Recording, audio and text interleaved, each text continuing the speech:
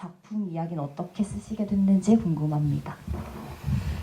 뭐 어떤 되게 강렬한 뭔가 주제가 있거나 막 이렇게 전달하고 그런 거라기보다 저는 어떻게 보면 되게 약간 단순하고 약간 좀 이상한 이유에서 시작됐을 수도 있을 것 같아요. 되게 이게 이 처음 촬영했을 때 되게 여러 제약들이 있었는데, 예를 들어 뭐 하루 안에 촬영해야 된다, 뭐 그리고 배우도 외부 사람은 한 명만 있어야 된다, 이런저런 제약들이 있는데, 그런 거에 있어서 제약이 있었을 때 오히려 뭐 장르물이나 이런 걸 하기가 어렵다고 생각했거든요. 그러면 약간 제가 약간 성격이 안 좋아서 그런지 몰라도 더 그러면 그렇게 하지 말라는 거 해볼까, 약간 이런 마음이 처음에는 있었던 것 같아요. 솔직하게 말씀드리면 그게 이 영화의 시발점이 되지 않았을까 저는 생각합니다. 예. 뭔가 약간 단골 기질 때문에 시도하게 되셨다고 합니다.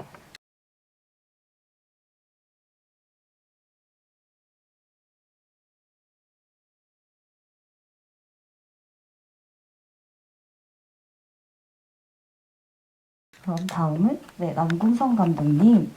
저는 세상의 끝 처음 보고는 크레딧 올라가고도 한참 동안 영화를 좀 생각했던 기억이 있습니다.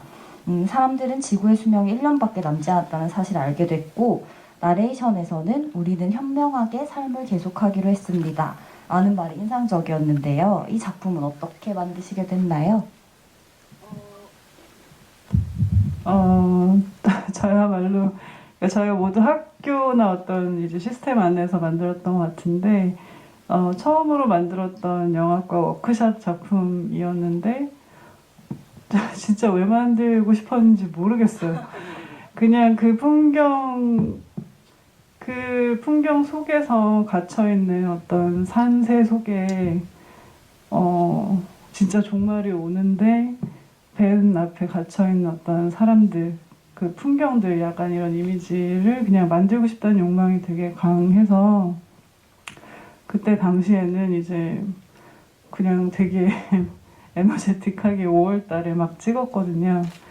근데 한참 지나고 나서야 무슨 영화인지 알겠더라고요. 오히려 한참 지나고 나서야 그게 약간 어차피 삶의 끝은 오잖아요. 그러니까 그 인생이라는 게 그런 건데, 그 끝을 향해서 가는 그 길, 혹은 그 끝을 직시하는 태도에 대한 이야기를 하고 싶었던 거구나 라는 생각을 했고, 지금이라면 또 다르게 해석을 했을 텐데, 그때는 이제 이 오는 것을 부정하고 무언가를 계속 만들어서 어떤 활동을 하는 그 사회에 대한 약간 반골적인 거기도 반항심이 좀 있었던 것 같고, 그것에 대하는 여러 태도들을 좀 애정 어리게 바라봤던 것 같아요. 지금 생각해 보니까. 그래서 만들 때는 정말 몰랐어요. 만들 때는 몰랐다고 하셨지만 그래도 어떤 이미지에서 출발하신 점이 있다고 하셨네요. 질문들 많이 올라와주고 계시고요. 그러면 제가 작품별로 딱 한 질문씩만 더 드리고 관객분들 질문 받아보도록 할게요. 그럼 먼저 세상의 끝 이야기 하던 중이었으니까 감독님, 네. 저는 세상이 이렇게 쉽게 끝날 거라고 생각하니 지구는 멸망 안 해 라면서 계속 부산 가자고 외치던 수다쟁이 그 캐릭터가 뭔가 어쩐지 되게 희망적이다 라는 생각이 들기도 했어요. 저는 가끔 뭔가 잘 안 되거나 우울하거나 막 그럴 때는 저도 막 지구가 망해버렸으면 좋겠다, 막 멸망했으면 좋겠다, 이런 이기적인 생각을 가끔 하기도 하는데요. 이 친구는 지구는 안 망할 거야 라는 걸 계속 믿고 가잖아요. 그런 부분이 뭔가 희망적이라고 느꼈는데, 감독님은 어떻게 이 캐릭터 어떤 역할을 주셨는지 궁금합니다. 제가 봤을 때 그래서 지금 여기 나오는 캐릭터 넷은 제가 조금 더 좋아하는 유의 인물들이라고 생각을 했어요. 그러니까 맹목적으로 어쨌든 이게 끝난다는 것을 이제 기정사실화하고 막 이상한 헛짓거리를 하고, 어쩌면 그럴 수밖에 없는 게 사회일 수도 있지만, 지금 그 수다쟁이라는 친구는 사실 그걸 믿고 있다고 보이진 않거든요. 근데 혹시라도 어떤 가능성을 찾아서 확인을 해보고 싶은 마음인 것 같고, 그 확인을 하러 가는 길에 되게 즐겁다라는 느낌을 받았어요. 그래서 이제 그 인물은 그런 인물이고, 그 가상의 어떤 광안리 바닷가에 도착했을 때 정말 그것이 있을까? 없을 수도 있겠지만, 결국은 그걸 찾아가다 못 간 이야기잖아요. 그래서 그냥 어떤 태도로서 계속 가면서 즐겁게 사는 그런 인물이라고 생각했습니다. 근데 사고는 혼자서 다치고. 네, 저도 그 친구가 계속 뭔가 재밌는 걸 계속해서 찾으려고 하는 모습이 인상적이었던 것 같습니다. 네. 그러면 다음에는 너의 기억 한번 여쭤볼게요.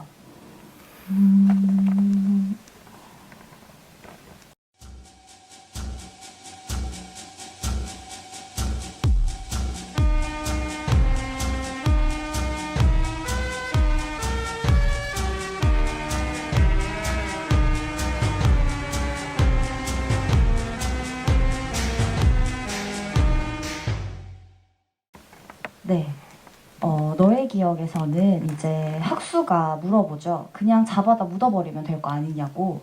근데 이제 찰리 역의 강신일 배우님이 망각은 죽음이고 이 비극을 두 번 다시 잊지 않길 바란다 라고 마지막 말을 하면서 이제 더 기억하게 만들어주는데요. 그렇다면 죽음이 기억보다 더 큰 형벌이라는 뜻으로 다가왔어요.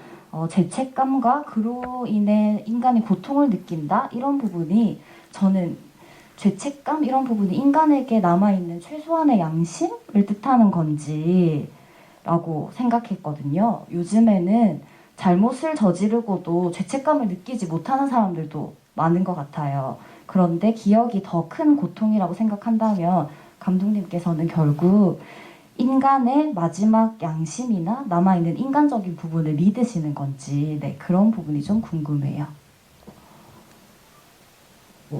솔직히 말씀을 드려야 되는 거죠? 네. 편하신 대로.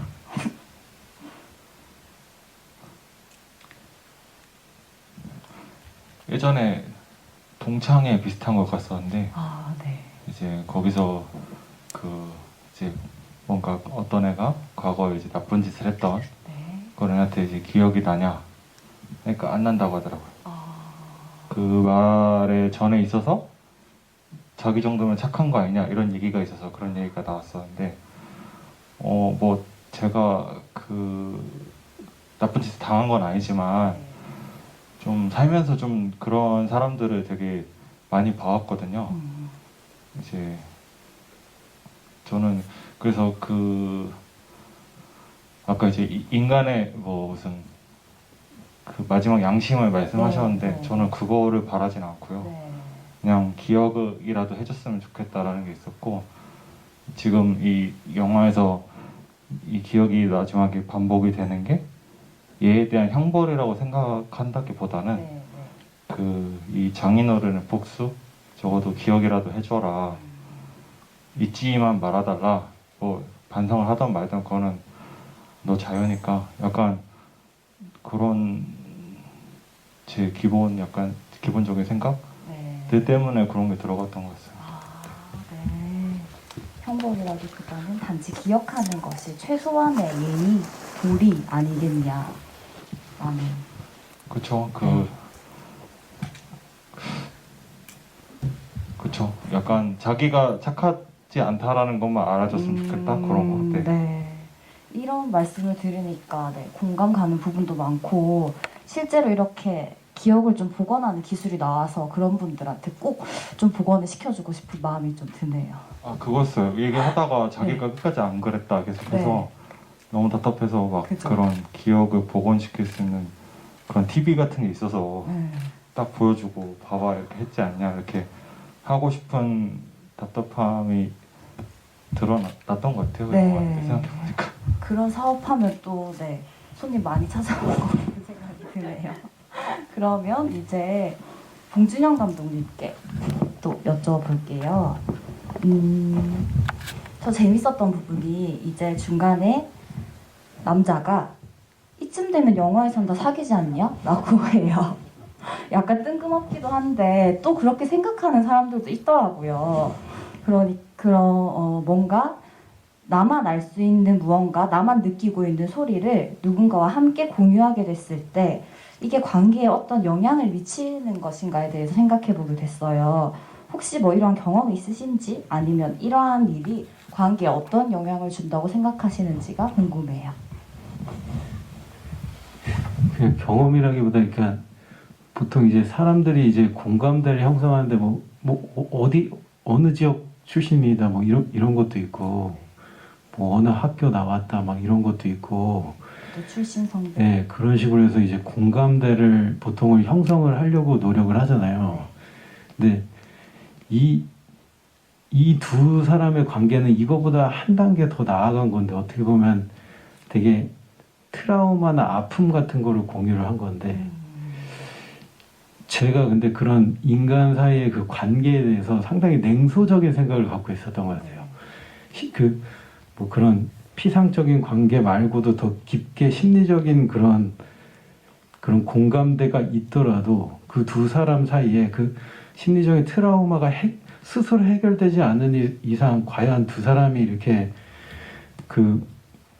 그게 공감을 서로 이룰 수 있을까라는 약간 되게 냉소적인 생각을 갖고 있었던 건데 이 영화가 어떻게 보면 되게 막 이렇게 좀 밝은 듯한 이런 느낌이 날 수도 있지만 그거는 약간 전혀 반대로 생각하고 만들었던 것 같아요. 근데 네, 그래서 이제 바로 그 다음 대사에서 이제 여고생은 그 마이크를 두게 되면 그 하울링 나는 그 이야기를 하고 있는데 노래는 듀엣이지라고 말이 안 통하잖아요. 네, 그래서 뭔가 멜로로 가지는 않는 거구나라는 생각을 하기도 했어요.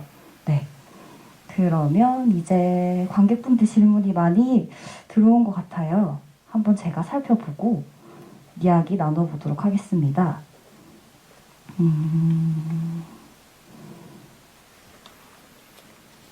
방금 헤르츠 이야기 나왔는데 바로 헤르츠 질문이 들어와가지고 말씀드려볼게요. 영화에서 소리를 쫓는 사람들이 서로 만나는 것은 어떤 의미가 있나요? 의정부라는 지역과 산에 가서 약수물을 마시는 장면에는 의미가 있나요? 라고 해주셨고요. 완님이 해주셨고 너굴님이 또 답장을 해주셨네요. 네, 이런 거 너무 좋습니다. 라디오 주파수를 맞추는 것처럼 현대의 소통 단절을 뜻하는 거 아닐까 아닐까요? 라고 의견 같이 내주셨는데 네, 소리 쫓는 사람들이 만나는 게 어떤 의미가 있는지 약수물 마시는 장면에 또 의미를 넣으신 건지 궁금하다고 해주셨습니다. 이게 실은 의정부가 제 집이에요. 그러니까 저희가 하루 동안 촬영해야 되기 때문에 새벽부터 한 해 지기 전까지 그 동선에서 움직일 수 있는 거리 안에서 촬영을 하기 때문에 저희들 전부 다 의정부인데 그래가지고 제가 그때 저도 아카데미에서 처음 영화를 찍어봤고 제가 아는 공간을 활용하는 게 훨씬 유리할 거라 생각했어요. 왜냐면 제가 모르는 공간에서는 그게 계산이 안 서기 때문에 제가 아는 동선에서 가장 효율적으로 찍고 막 달려서 넘어가고 저기 그 동선을 맞춘 거죠. 그 시간을 최소화하기 위해서 그런 게 있었고 그 헤르츠라는 거는 이게 우리가 그냥 길 가다가도 여기 공기 중에도 많은 그런 전파들이 있을 거라 생각해요. 근데 이 똑같은 주파수가 원래 금문교 같은 거 주파수 맞으면 이렇게 막 꿀렁이기도 하잖아요. 이렇게 이 주파수가 맞을 정도로 공감대가 되게 강하다. 그걸 말하고 싶었던 것 같아요. 그래도 그들은 서로 이해할 수 없다. 예. 네, 그럼 너굴님께서 말씀해 주시는 것처럼 라디오 주파수를 맞추는 이런 행위랑 제목이랑 많이 연관이 되는 것 같습니다. 네. 그리고 세상의 끝 질문이 들어왔어요. 세상의 끝 후반부에 불 꺼진 차 안에서 하트 전광판이 이렇게 나오고 또 그것을 클로즈업으로 잡는 샷도 저는 기억이 나는데 그 전광판이 나오는 의미가 무엇인지 궁금하다고 해주셨고요. 또 사용하신 카메라 궁금하다고 해주셨고, 네, 밑에 다른 분이 또 화질이 좀 떨어지는던데 어떤 카메라로 찍으신 건지 일부러 연출하신 건지 네, 이런 부분도 함께 물어봐 주셨습니다. 네, 우선 카메라를 말씀드리자면 당시가 2006년이어서 이제 저희가 처음으로 필름 카메라를 사용할 수 있게 된 해였어요. 그러니까 연차가 이제 첫 필름 카메라 나온 연차여서 SR2 뭐 그런 카메라를 사용할 수 있었던 것 같고 조금 안 좋은 카메라였어요. 이제 저학년이 쓰는 거기 때문에. 그래서 그 카메라로 이제 슈퍼 16 사이즈로 촬영을 했는데 저희가 또 필름 네거티브까지 막 완성할 예산은 없기 때문에 당시의 관행대로 당시의 해상도였던 방송 해상도였던 디지베타에 스캔을 해서 그게 최종 완성본이 되었고요. 그게 이제 지금 시대에는 말이 안 되는 화질이 되는 거죠. 그래서 좀 마음이 아프긴 한데 필름 그레인과 이제 이 디지베타의 어떤 열악한 인터레이싱까지 결합되어서 저희가 그걸 복원을 좀 해보겠다고 디인터레이싱까지 해본 네, 맞아요. 그런 상태여서 조금 불안정한 면이 있는 것 같기는 해요. 근데 연유는 그렇습니다. 그리고 또 잠깐 네, 추가로 말씀드리자면 저희 이상형 때문에 막 거의 멸종될 뻔했던 베타 테이프를 막 찾으셔가지고 엄청 배급사 대표님이랑 같이 변환 작업을 해서 지금 아주 그나마 제일 좋은 화질로 감상하실 수 있었다고 네, 생각이 들어요. 네. 근데 모르겠어요. 저는 오히려 옛날 버전은 그 옛날 인터레이스 상태로 트는 게 더 좋게 느껴지기도 한 것 같아요. 오늘 보니까 네. 그 디지털의 어떤 게 이제 섞여가지고. 근데 뭐 죄송합니다. 그런 의미로 말씀해주신 건 아닐 것 같긴 해요. 네. 네. 그리고 하트 전광판 의미 궁금하다고 네네. 해주셨어요. 그러니까 그런 작은 소품들은 어쨌든 그 우유차 팀의 어떤 정서, 어떻게 보면 힙스터 이전의 힙스터들이었던 것 같아요.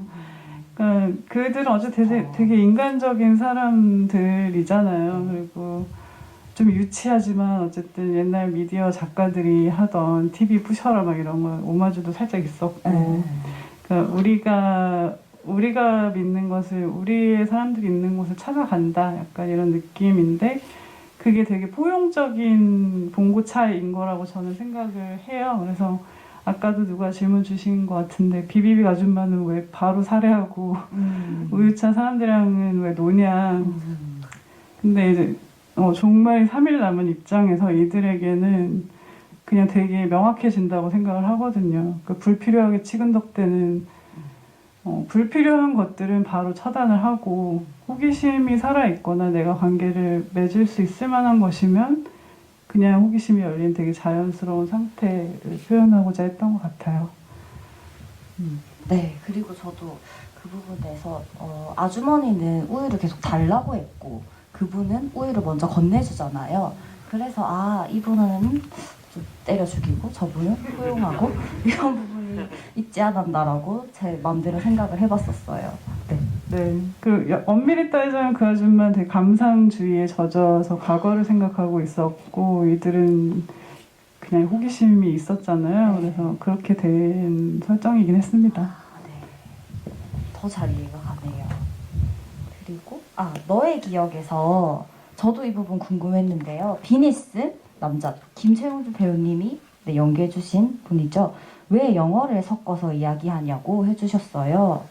저도 이 부분에 좀 더해서 캐릭터들이 좀 다양한 말투를 썼던 것 같아요.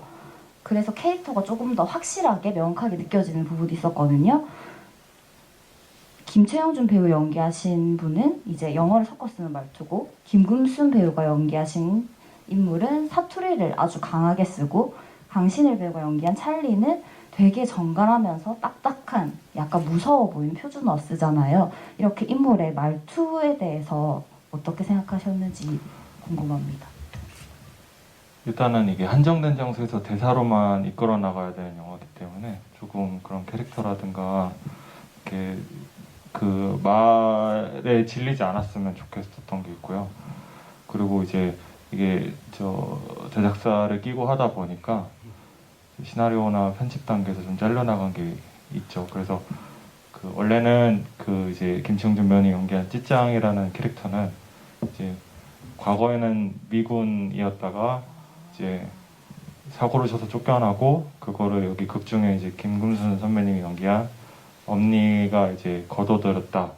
그 덩어리랑 캐릭터랑 함께 그런 설정들이 있었는데 그런 것들이 다 빠져나가고 그래서 이제 그런 게 섞여 있게 됐고 그리고 이제 이게 영어가 그냥 영어가 아니라 좀 영국식으로 하려고 했어요. 왜냐면은 영국식. 이게 TMI인데 저 김청준 배우님이 이제 영국에서 거주를 하셨었고 어렸을 때 그래서 이제 겸사겸사 좀 더 좀 있어 보이는 것 같기도 하고 네, 되게 그리고 자연스럽고, 네. 그리고 그 김금수 선배님 말투 같은 경우 제가 청주 사람인데 네. 이제 저는 옛날에 짝패 같은 거 보면은 좀 충청도 사투리를 영화에 넣어보자 좀 그런 로망 같은 게 옛날부터 있었어요. 그래서 한번 넣어보고 싶었던 게 있었고 네. 그리고 강신혜 선배님 같은 경우는 그런 걸 하면 안 됐고 약간 물론 다 좋은 말들이긴 하지만 뭔가 이렇게 정확하게 전달할 수 있는 말이어야 될 것 같았고 네 그렇습니다. 그렇게 했었던 걸로 기억하고 있습니다. 네. 그렇게 해주셔서 캐릭터가 좀 다 확실하게 느껴지고 대사도 오히려 좀 더 집중해서 들을 수 있었던 것 같아요. 네, 지금도 많이 질문 올려주고 계세요.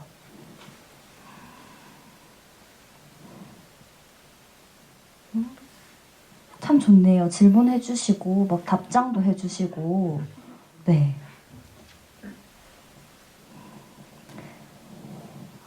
헤르츠에서 그 헤드셋 쓰는 남자는 환청에서 벗어나고자 헤드셋을 쓰셨냐고 물어봤어요. 밥샵님께서 물어봐 주셨고 완님이 저도 궁금하다고 그럼 소리를 막아주는 귀마개와 헤드셋은 서로 가까워지고 소통하기를 두려워하는 사람들의 심리를 표현하신 건지 네 이렇게 또 심도 있는 질문까지 주셨습니다. 어떻게 보면은 이런 자기 안에 들리는 이런 고통이잖아요. 고통을 좀 피하고자 하는 그냥 방책이었던 것 같아요. 이게 자기만 아는 고통인데 이거를 이제 한 사람은 뭐 이렇게 귀마개로 해서 그걸 피하려고 하고 한 사람은 음악을 뭐 크게 틀어서라도 약간 피하게 하려고 그것 때문에 그렇게 했던 것 같아요. 네. 피하게 하려고 하는 방책이다. 네. 그러면 그럼 여기 와님께서 질문해 주신 걸 보면 귀마개와 헤드셋은 서로 가까워지고 소통하기를 두려워하는 사람들의 심리라고 이야기를 해주셨는데 그럼 여기 나와 있는 주인공 두 명은 이제 자기만이 들리고 있는 그런 환청이나 그런 트라우마 때문에 사람들이랑 소통하기를 좀 어려워하는 것으로 설정을 하셨는지 어떤지가 좀 궁금해요. 그리고 저도 처음 연구생이 이제 환청을 들리는 같은 남자가 잠깐만요 저기요 뭐 소리 못 들었어요 그때는 왜 이러시냐고 되게 부정적인 반응을 보이다가 마지막에 봉준영 감독님이 연기하신 모자남은 이제 같이 환청이 들리는 걸 보고 여고생이 먼저 아저씨 혹시 무슨 소리 못 들었냐고 이렇게 물어보거든요. 그게 이제 이 사람들이 소통하기를 두려워했다가 뭔가 변화가 된 건지 네, 이 배우들의 심리가 어떤 부분이었는지 궁금합니다. 기본적으로 이렇게 내면적인 이게 되게 약간 내밀한 고통이기 때문에 이 사람들이 뭐 남자 캐릭터가 약간 넉살이 조금 있긴 하지만서도 그렇게 막 이렇게 소통을 잘하고 이런 캐릭터들은 아니었던 거라고 생각을 했어요. 근데 이렇게 처음에는 그런 고통을 누군가가 알아채는 것도 약간 좀 불쾌할 수도 있고 왜 이러지 막 이럴 수도 있지만 이제 대화를 하면서 마치 그들이 점점 가까워지면서 서로를 이해할 것 같지만 하지만 그런 거에서 이루어지는 관계도 딥하지 않을 수 있다고 생각했던 것 같아요. 얄팍할 수도 있다. 그래서 그 다음에는 또 다른 사람한테도 건너갈 수도 있고.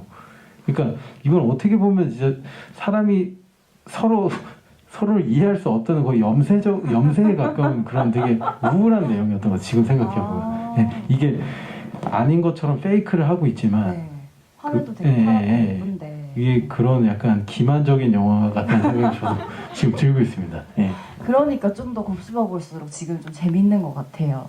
네. 그럼 마지막에 그 변화된 건 뭔가 소통을 두려워했다가 마음을 열었다기보다는 이 사람한테 관심이 얄팍해져서 다른 사람한테로 그냥 옮겨간 그런 느낌인 것 같습니다.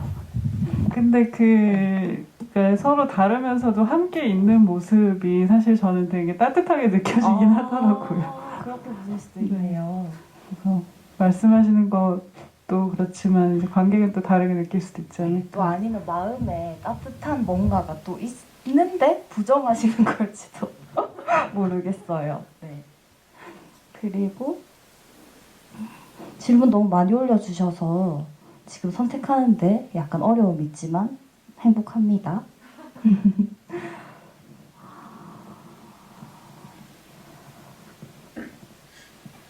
아, 네. 세상의 끝에서 식물이 많이 등장하거든요. 저도 궁금했는데 이 뭔가 되게 막 컨테이너 박스 안 같은 곳이고 뭔가 파릇파릇한 식물들이 잘 생존하기 어려울 곳인 것 같은데 너의 꽃- 기억 말씀. 네네네네.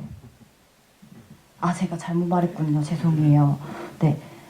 곳곳에 식물이 있고 막 기둥이나 어떤 벽에는 담쟁이 덩굴이 막 올라가거나 감겨 있고 식물들이 많이 들어있거든요. 그 식물이 의미가 있는 건지 궁금합니다. 제가 이거 컨셉 회의할 때 이게 저한테 주어진 기간이 프리 기간이 한 달 정도밖에 없었어요. 근데 이제 뭔가 급하게 해야 되는데 그 마이너리티 리포트 보면은 좀 식물원 컨셉에 약간 그런 공간이 나오거든요. 그거랑 이제 그 막 지금 어두워서 잘 안 보일지도 모르는데 바닥에 전선 깔려 있고 좀 이런 것들이 공각기동대나 이런 데 보면은 좀 이렇게 다 섞여 있길 바랬어요. 식물원 컨셉으로. 네. 근데 이제 예산을 딱 짜니까 이제 아 이거는 안 되겠다. 그래서 그냥 그런 흔적들만 남아 있는 것 같고 한번 원래 제가 하고 싶었던 결말이 이제 그 학수하는 캐릭터가 기억을 이렇게 이렇게 되뇌이는 게 요만한 통에 이제 뇌에 그거를 재생을 시키고 육체는 이제 식물에게 걸음으로 주는 이런 거를 생각을 했었다가 이제 숱한 반대에 부딪혀가지고 그래서 그런 그 흔적들만 남아 있는 거고요. 네. 좀 너무 기계만 있고 좀 삭막하기도 하고 네. 그리고 이 식물이 되게 비싸더라고요. 그다 그리고 이게- 생화인가요? 그 일단 가서 제가 네. 제 추위에 잘 견디는 거 달라고 했거든요. 왜냐면은 이거 찍을 때가 영하 7도, 8도? 입김 보시면 아시겠지만 그래서 식물을 갖다 놓으면은 하루 뒤에 얘네가 버티질 못해요. 너무 추워가지고 그 컷하면은 저 연출부가 들고 난로에 갖다 놨다가 어머.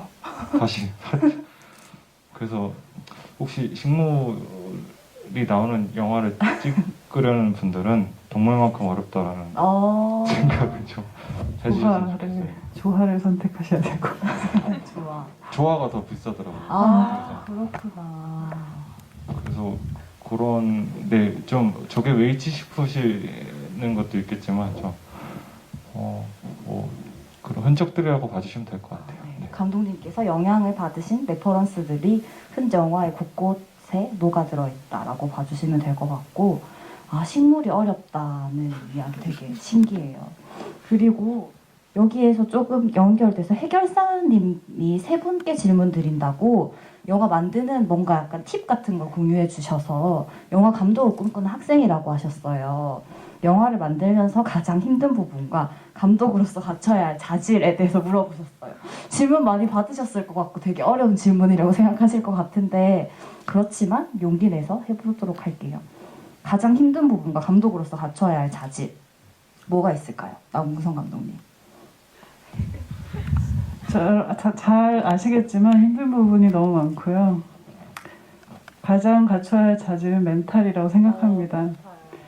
그러니까 단단한 멘탈을 의미하시는 거죠. 그렇기도 하고 리더의 역할을 해야 되고 자기가 확신을 가지는 만큼까지밖에 안 나오는 게 영화인 것 같은데요. 그러니까 그냥 이유가 있어야 되는 것 같아요. 이 영화를 만드는 이유가 분명한 거 하나만 있으면 되는 것 같아요. 그게 욕망이어도 좋고, 뭐 이유를 모른 채 세상의 끝도 만들었지만 욕망이 확실했잖아요. 그러니까 그런 욕망이나 이 영화 세상에 존재해야 된다라는 이유 하나는 있어야 되는 것 같고, 그 다음은 그냥 멘탈이죠. 봉준영 감독님? 질문 받자마자 되게 이렇게 고뇌를 하시는 모습을 봤습니다. 왜냐면 저는 그렇게 아직 그 영화를 많이 만들어 본 사람이 아니라서 경험치가 저도 비슷할 것 같거든요. 그렇게 저는 영화를 많이 찍어본 사람이 아니라 가지고. 근데 일단 되게 되게 어렵다고 생각하는 부분이랑 자질이랑 되게 비슷한 것 같은데, 이 되게 가장 중요한 게 어떤 사람이랑 일하느냐가 제일 중요한 것 같아요. 그러니까 이 내가 원하는 어떤 사람과 일하고 싶은데 그 사람을 어떻게 설득해서 그 사람의 그걸 다 뽑아내고, 그게 그냥 무슨 돈이나 뭐 이런 것 때문이 아니라 이게 이 같은 방향을 보고 이걸 해서 저 사람의 능력을 얼마나 뽑아내는가, 그게 가장 중요하다고 생각합니다. 그러려면 이제 비전이 있어야겠죠. 왜 이 사람이랑 해서 윈윈 된다는 생각, 그 손해 본다는 생각을 주면 안 될 것 같아요. 저도 그렇고 상대방도 그렇고 서로 그게 되게 중요하다고 생각해요. 네. 함께 일하는 사람이 중요하고 윈윈해야 한다라고 해주셨어요. 네, 김봉식 감독님. 저는 이 두 분에 비해서 장편까지 찍으신 분들인데 말하는 게, 저는 뭐 독립영화 기준으로 말씀드리면은 일단 영화 찍을 때 가장 힘든 건 사실 금전적인 게 제일 큰 것 같아요. 이제 시간이 가면 갈수록 돈의 중요성이 점점 커지는 느낌이고, 이제 세상이 이제 정으로 통하던 시기 때는 갔기 때문에 이제 그 돈을 많이 벌어야 되는 점, 그게 제일 힘든 부분이고, 그리고 아까 필수적인 거라고 하셨나요? 그 뭐라고 하셨죠? 마지막에 자질. 인성 아닐까요? 인성, 어떤 인성, 좀 근데 바람직한 인성 말씀하시는 거 맞으시죠? 왜냐면은 멘탈이랑 그 같이 하는 사람 둘 다 포함이 되는 게, 네. 인성이 안 좋으면은 멘탈도 안 좋고 같이 하는 사람들도 떠나가기 때문에, 독립영화를 하실 거면은 그 인맥이 제일 중요합니다. 왜냐면은 혼자 할 수 없고 이제 누군가의 도움을 받을 수밖에 없는 시스템인데, 한 명 한 명 저를 떠나가면은 영화도 작아지고 너무 외롭습니다. 네. 왜냐면 하다못해 시나리오를 보여주고 피드백 받을 사람이라도 있어야 되는데 자꾸 떠나가게 되면, 특히 코로나 시대에 사람도 못 만나는데, 네. 저 같은 경우 좀 그렇더라고요. 사람을 좀 이렇게 잘 대해야겠다. 오늘 근데 그렇게 말씀하신 거에 불구하고 참여했던 영화 스태프분들, 지인분들이 제일 많이 오셨어요. 걱정하시지 않아도 되실 것 같은데. 그 가장 최근에 찍어서가 아닐까. 네. 멘탈과 인성을 잘 이렇게 적어두셨다가 좋은 감독님이 되셨으면 좋겠습니다. 그리고 지금 결말에 대해서 세 작품 다 많이 궁금해하시는 분들이 계세요. 이거 아마 모든 분들이 많이 궁금해하실 것 같은데, 먼저 지금 너의 기억에 대한 결말을 가지고 토론이 약간 일어났거든요. 너의 기억 마지막에 반복되는 장면, 중간에 가위로 찌르는 직접적인 장면이 나오지 않아서 저는 그 남편이 알고 보면 진범이 아닐 수도 있지 않을까라는 생각이 들었습니다. 직접 죽이는 장면 보여주시지 않은 이유 궁금하다고 와님이 말씀해 주셨고, 네, 말씀해 주셨고, 잠시만요, 죄송해요. 너의 기억 마지막 부분에서 여자 주인공이 또 다 봤어? 하고 말을 하죠. 네. 그리고 피를 흘리고 계속 돌아가면서 다른 장면들이 반복되고, 그게 그 행위를 보여주지 않은 게 이분도 스카이님도 궁금하다고 하셨고요. 그 행동을 일부러 계속 반복해서 가학적으로 내 스스로 생각나게 하는, 그러려고 그런 반복을 넣으셨는지 궁금하다고 하셨고, 네, 너굴님은 이제 여기 이 말씀에 주인공이 자기가 죽었다는 사실을 받아들이기 싫어해서 저항하기 때문에 그 부분은 나오지 않는다고 생각했다. 네, 자기 기억을 계속 망각하려고 하는 그런 본능 때문에 계속 잊으려고 하는데 또 계속 주입시키려고 하는 이런 부딪힘을 또 표현하신 거 아닐까 하는 이런 다양한 의견들 주셨어요. 네. 저보다 나은 것 같아요. 분들이 그렇게까지는 생각 안 했고요. 그냥 이렇게 찌르고 이런 거를 좀 이렇게 찍기가 좀 싫었어요. 그냥 딱 점프돼가지고 뭔가 뒤늦게 관객들과 이 자기도 알아차리는 이런 충돌을 좀 표현을 하고 싶었고, 그 세상의 끝에서도 처음에 이렇게 때리는 부분 잘 안 나오잖아요.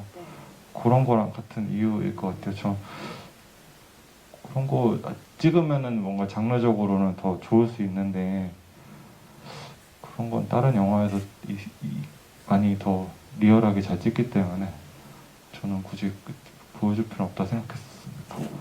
그리고 장면이 이렇게 계속 교차되는 부분에 대한. 네, 제가 좀 소심하거든요.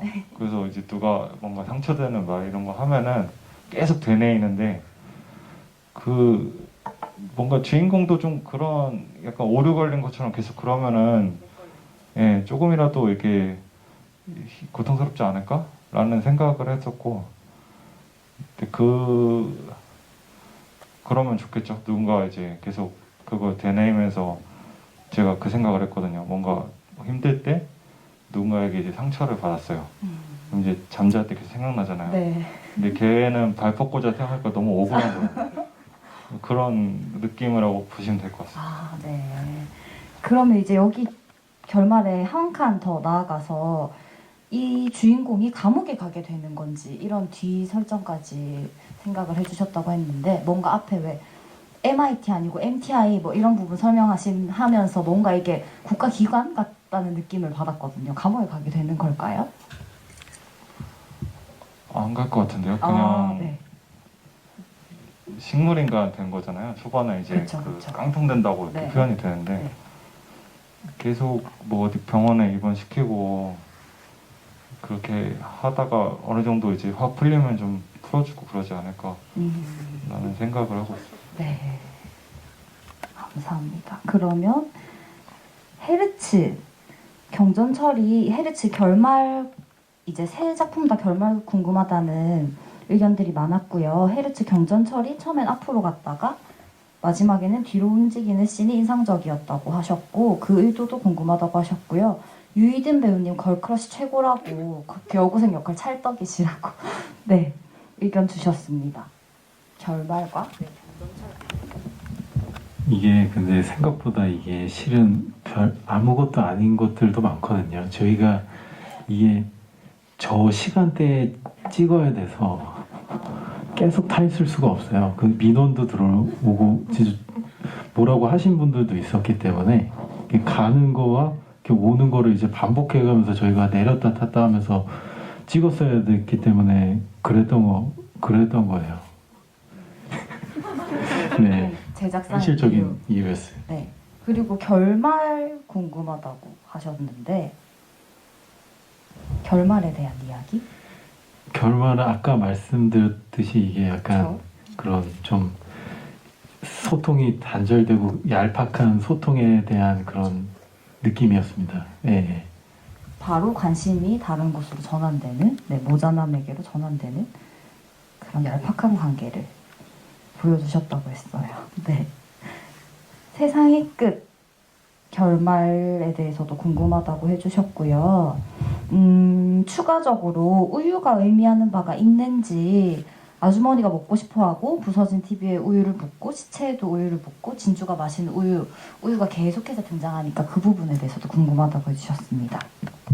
우유는 사실 그렇게 엄청난 의미를 두고 한 건 아니었는데요. 이제 이 상황이다 보니까 이제 비비빅이라든지 그러니까 어떤 기호제, 그리고 우유는 되게 유통기한도 짧고 되게 그러니까 교환 가치가 있는 기호제일 거라고 생각을 해서 넣어놨고요.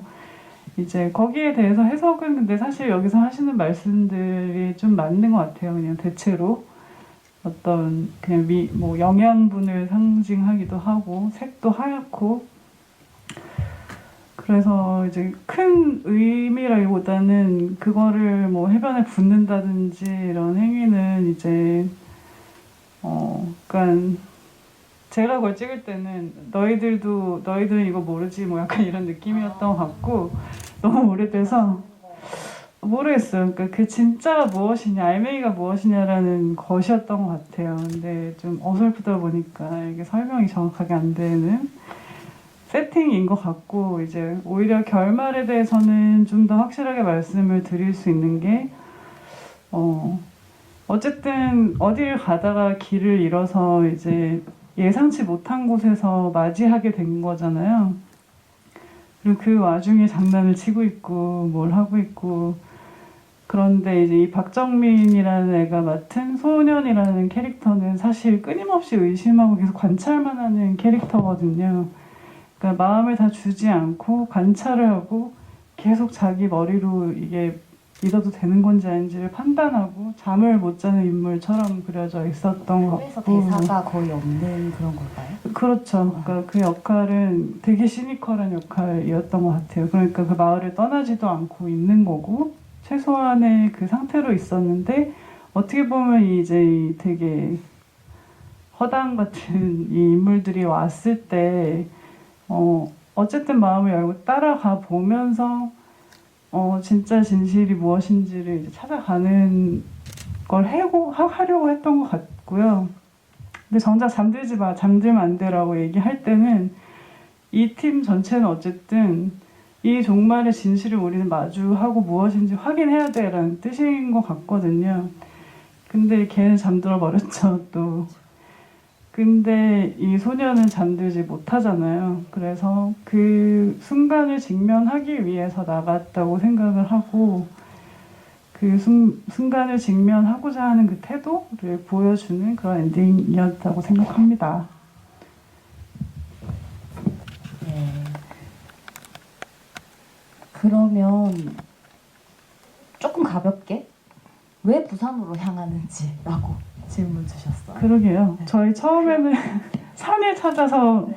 그리고 그때가 참 학생 때 즐거움이었던 것 같은데, 여러 가지 제약도 있지만 그 촬영은 일주일 안에 하고 필름 몇 자 나오고, 근데 저희가 다 동료였잖아요. 그래서 그냥 산을 찾으러 가자 이러고 서울에서 차를 타고 출발해서 강원도 제일 이상한 길들 다 돌면서 동해안 따라서 갔다가 안동 갔다가 어디 포항 갔다가 뭐 갔다가 결국 부산에 도착을 한 거였어요. 그리고 그 길에서 만난 장소들이 다 이제 영화로 들어오면서 다 바뀐 거죠. 그 풍력 발전소도 갑자기 나타나고, 그리고 우리의 최종 목적지가 부산이었기 때문에 그 부산으로 하자라는 생각이 들었고, 여기 해운대 광안리에 와서 지나가는 사람들한테 막 인터뷰도 따고 그랬었거든요. 영화에 들어가진 않았지만 지금 정말 뭐 3일 남았는데 어떻게 생각하시나요? 그런 게 한가득 있어요, 소스에. 그래서 되게 그냥 그 여행 자체가 되게 재밌었던 것 같고, 그래서 영화가 저희의 그 여행을 닮게 된 지점이 있는 것 같아요. 네. 그럼 지금 약간 조금 시간이 막바지를 향해 달려가고 있지만, 네. 격차를 가해서 질문을 좀 더 드려보도록 할게요. 그러면 이어서 세상의 끝 모든 젊은 연령대를 잡으신 이유가 있는지 궁금하다고 여쭤보셨는데요. 제가 감독님 전 다른 작품들도 다 봤는데 최악의 남자들이나 여담들이나 뭐 다 남자들 같은 경우에도 다 좀 청춘들, 좀 젊은 분들이 나오는 경우가 많아요. 네, 마지막 남은 인물들 팔로우하는데 모든 젊은 연령대 잡은 이유가 있으신지 거기 더불어서 뭔가 청춘들을 담아내시는다는 생각이 들었어요. 그 시대별로 그런 청춘들을 담아내는 것에 대한 뭔가 이야기가 있으신지 궁금해요. 그게 저는 이제 감독은 좀 어쩔 수 없는 것 같은 게 자기 세팅이 그냥 있다고 생각하는 편이에요. 막 항상 중년 남성으로 시나리오가 쓰여지는 친구가 있고 항상 여자 남자 이렇게 시나리오 쓰여지는 친구가 있는데 저는 항상 이런 혼합 그러니까 혼성무리 이런 식으로 되더라고요. 그냥 그게 저의 세계인가 봐요. 그냥 그렇기도 하고 지금은 이제 제가 중년을 향해 가고 있기 때문에 위기를 느끼고 있지만 이 어렸을 때는 이 젊은 아이들만이 가질 수 있는 그런 통찰이라고 해야 될까? 그러니까 좀 시니컬할 수도 있는 통찰이지만 그런 것들에 훨씬 더 제가 이입을 했기 때문에 그러니까 어른들은 죽고 젊은이는 살아남잖아요, 이 영화에서도. 그래서 굉장히 반감이 생각보다 심해서 그럴 수도 있는 것 같아요. 특히 사회의 어른들이 직조해놓은 부조리한 문화 같은 것들에 대해서 그래서 자꾸 이렇게 나오네요. 네, 대답이 됐을지 모르겠어요. 감사합니다. 그러면은 다음으로 페르츠 감독님 소리 어떻게 만드셨는지 궁금하다고 하셨는데요. 저도 환청하면 이제 다양한 모양새의 소리들을 떠올리는데 사운드 디자인이 뭔가 시한폭탄 터지는 소리 나거나 불꽃놀이 소리 같은 거였는데 어떻게 사운드 디자인 하셨는지 궁금해요. 이것도 조금 단순할 수도 있는데 근데 일단 저는 근데 되게 중요하게 생각했던 것 중에 하나는 일단 소리의 방향성이 있고 공간감이 있어야 된다는 게 되게 중요했어요. 그러니까 저희 건물에서 이것도 마찬가지죠. 약간 어떻게 보면 약간 어린 아이 같은 마음일 수도 있는데 그럼 엄청 그 SF CG 효과를 아예 안 보여주면서 그 CG 효과 같은 거를 얻고 싶다라는 그런 게 하나가 있어서 그래서 그런 공간감이 있고 되게 규모가 있고 크게 되게 과장될 수 있고 마치 전쟁과 같은 상황으로 이렇게 그 직관적으로 받아들일 수 있는 게 일단 중요했고 두 번째는 이제 방향성을 주는 게 되게 중요했다고 생각해요. 이게 소리가 우리가 그냥 있어도 그냥 공간음이라는 게 있고 그렇지만 이제 방향성을 주는 것도 되게 이게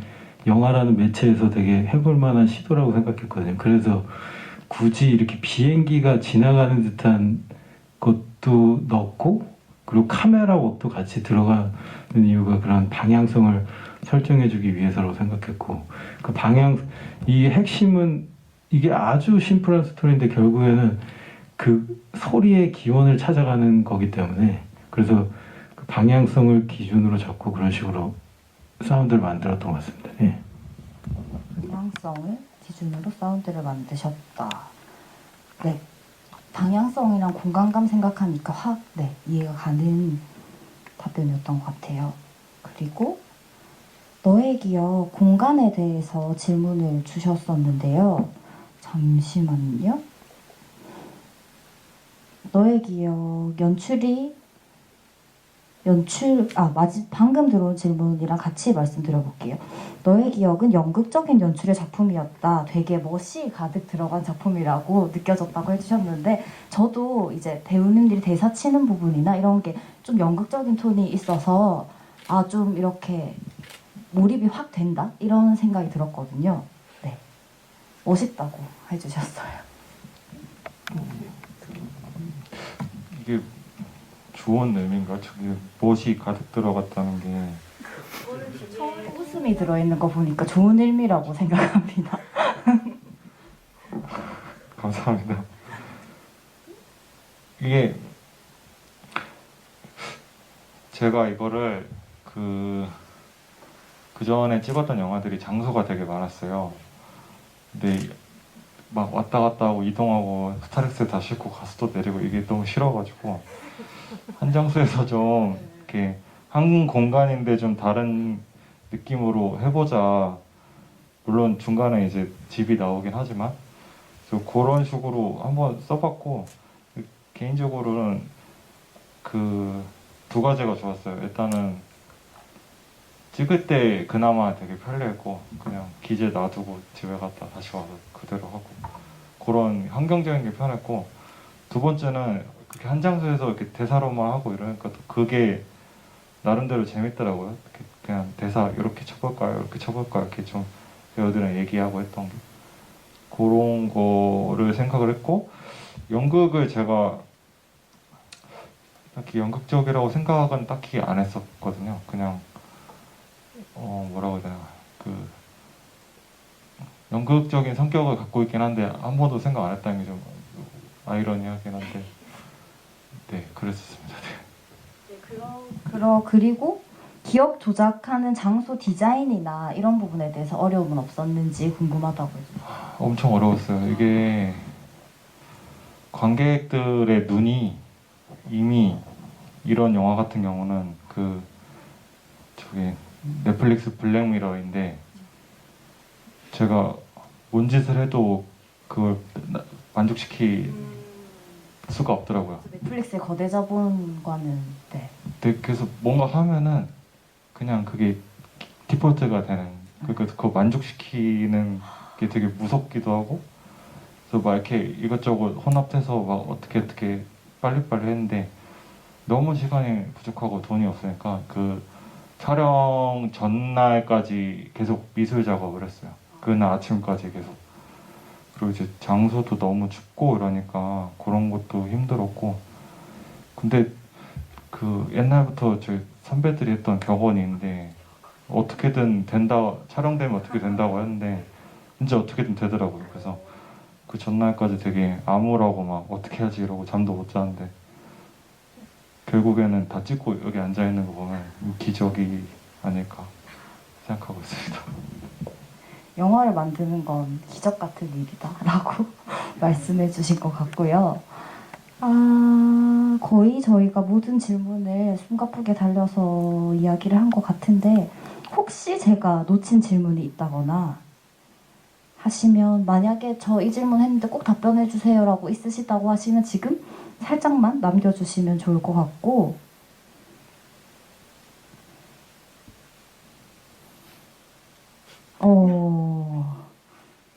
네 많이들 웃으시고 계시니까 민트초코 좋아하시냐고 궁금하다고 해주셨어요.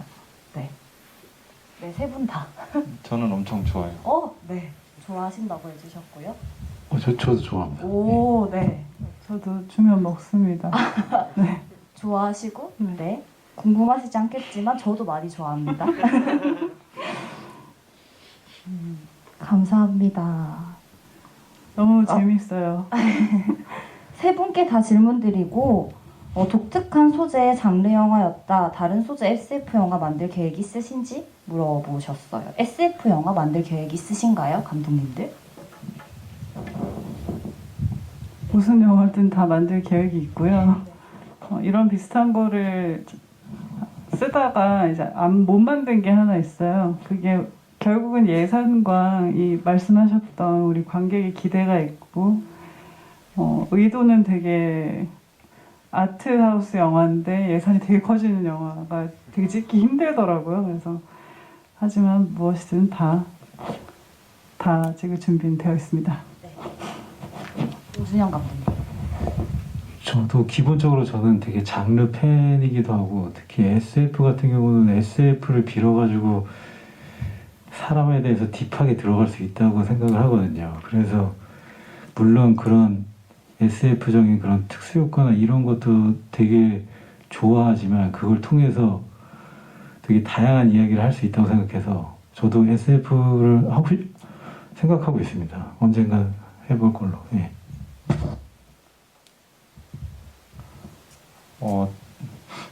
저는 SF보다는 판타지로 그냥 좀 저는 세상의 끝 보면서 지금 약간 이런 거 좋아하거든요. 좀 그 답이 없는 그 인물들이 약간 다 버려진 것 같고 저도 그런 거를 그거는 판타지에 가까울 것 같고 그런 거를 생각하는 게 하나 있고요. 저는 아직 두 분에 비해서 갈 길이 너무 멀기 때문에 그보다는 당장 뭘 찍어야 되는지 좀 스스로를 되돌아보는 그런 시간을 가져야 될 것 같습니다. 되게 겸손하신 말씀 들었습니다. 네, 새 영화 모두 즐겁고 의미 있고 감사드린다고 네 관객분이 말씀해 주셨고요. 이제 마지막 질문 드리고 인사를 드려야 할 것 같아요. 마지막으로 함께 하신 소감과 앞으로의 계획 궁금합니다. 봉준영 감독님부터 말씀해 주세요. 저도 요즘에 저도 영화관을 되게 못 가는데 오늘 이 감독님들 영화를 보면서 또 저는 이렇게 필름 룩이라는 그 디지털이 아무리 좀 끼어 있더라고 하더라도 그걸 보면서 약간 뭔가 감흥 같은 게 왜냐면 저는 필름을 달아보지 못했던 사람이라서 되게 그런 것도 되게 부럽고 또그 기억에 관한 그 내용을 하면서 그 발상 같은 것도 저는 재밌었고 제가 좋아하는 장르기도 하고 그리고 또 아까 계속 얘기를 들으면서 그 예산, 추위와 예산 저도 그걸 경험을 해봤기 때문에 그거에 대해서 되게 공감도 하면서 와 그럼에도 저렇게 대단하시다라는 생각이 들었고 제가 그냥 재밌었던 것 같아요 오늘. 예, 그래서 진짜 불러주셔서 감사하다고 생각합니다. 앞으로의 계획은요? 앞으로 다 똑같죠. 그냥 시나리오 계속 쓰는 거고 그냥 자기와의 싸움이죠. 네. 고난이 예상됩니다. 예. 혹시 준비하시는 작품에 대해서? 좀 미스테리나 약간 그런 공포물에 관심이 또 많아가지고 그런 쪽으로 좀 해볼 생각입니다. 네, 감사합니다. 다음 남궁성 감독님. 저도 너무 재밌었거든요. 사실 이런 단편 극장을 잘 못 가기도 하지만 저도 단편 모음 중에서 제일 재밌었던 것 같아요. 그러니까 이 장르를 제가 좋아해서 그런 걸 수도 있고, 그러니까 그 힘이 있는 것 같아요. 이 각 영화들이 갖고 있는 힘이 있고, 그냥 SF라는 장르의 허울을 가지고 이렇게 만들어진 게 아니라 각자의 힘이 있고, 또 제가 좋아하는 약간 가성비 좋게 잘 푼 것들 물론 다 고생을 했지만 그 고생과 어떤 환경에 비해서 이렇게 그게 효과가 잘 뽑히는 어떤 설정들을 가지고 있다는 점에서 이제 창작자로서는 그런 거 되게 좋아하거든요. 그래서 너무 재밌었고 그래서 이 묶음으로 좀 더 상영을 좀 그런 생각도 들었습니다. 너무 즐거웠습니다. 감사합니다. 앞으로의 계획. 앞으로 저는 지금 영화를 촬영을 마쳐놓고 이 코로나 시대를 맞이하여 개봉을 기다리고 있는 영화가 있는데요. 네. 10개월이라고. 네. 그리고 오늘 출연한 유이든 배우도 저희 영화에 출연을 합니다. 네. 그래서 이번 여름쯤에 이제 개봉을 할 것 같고요. 부디 했으면 좋겠고요.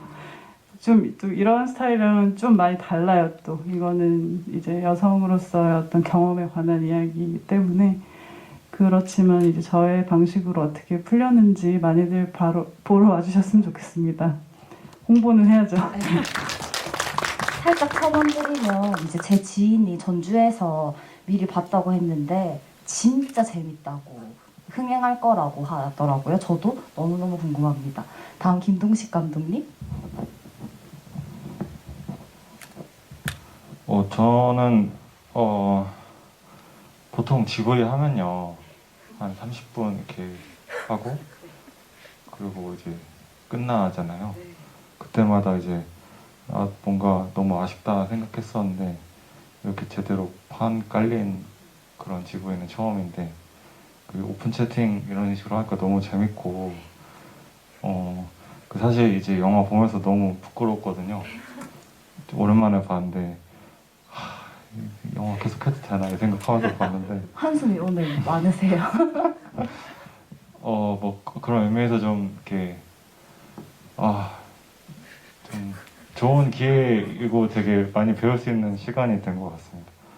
그리고 앞으로의 계획은 제가 또 겨울에 작년 겨울에 이제 영화를 또 찍었어요. 그 저기 윤명희 촬영 감독이랑 김치영준 배우님이 같이 또 작업을 했는데 이제 부천에서 상영을 하거든요.